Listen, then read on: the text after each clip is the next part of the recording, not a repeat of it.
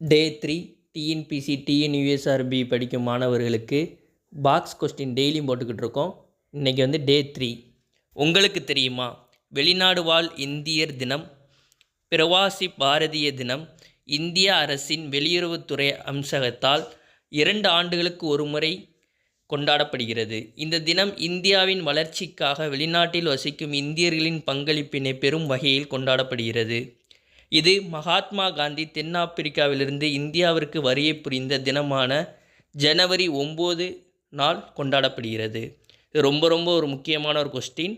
ஜனவரி 9 வந்து வெளிநாடு வாழ் இந்தியர் தினம். செகண்ட் ஒன், இந்திய அரசியலமைப்பு சட்டத்தின் 8வது அட்டவணையின்படி 22 மொழிகள் அலுவலக மொழிகளாக அங்கீகரிக்கப்பட்டுள்ளது.